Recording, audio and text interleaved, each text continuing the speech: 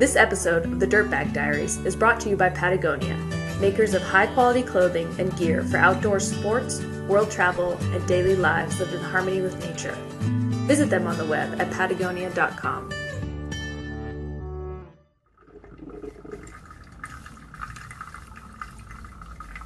The gurgling of a coffee maker. It's a sound that many of us take for granted. A sound so ingrained in our days that we hardly hear it, much less appreciate it. But what if you spent 300 days a year living out of a duffel bag, hunkered in a tent, or sleeping in a motel room? A gurgling coffee maker could start to sound a lot like home. The last 2 weeks I was in Montana, Oregon, San Francisco, Yosemite, Tahoe, and I leave for Kentucky on Monday with a quick trip to Yosemite in between.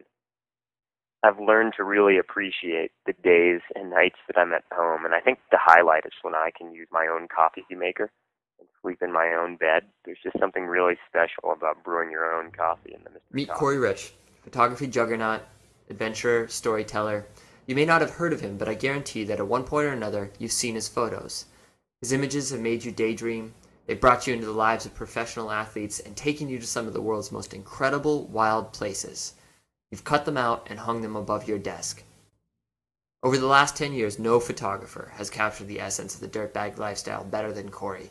Nobody works harder. He's up before dawn, out all day, and back to his tent after nightfall.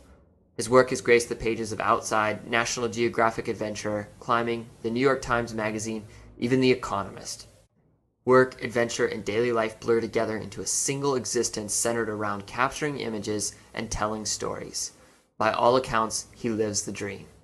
98% of the time, I'm photographing people that are my friends, and they're people that I would choose to spend time with.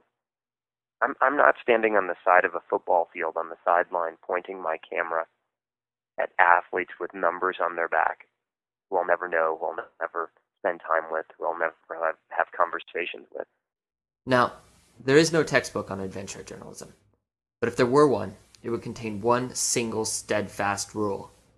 You can't photograph adventure from a safe distance. You just can't. And if you photograph these sports and these wild places, you're exposed to the same risks as the athletes you cover. There are no sidelines in wilderness. El Cap does not have a press booth. Even for the most safety-conscious, danger can come in many forms. Falling rock, a momentary lapse in concentration, even a bad case of the itch. Even dream jobs come with occupational hazards.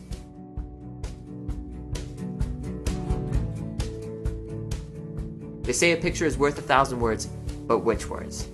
And if a photograph could speak, what would it really say? This week, Corey Rich gives us photos and the untold stories behind them. I'm Fitz Cahal, and you're listening to the Dirtbag Diaries.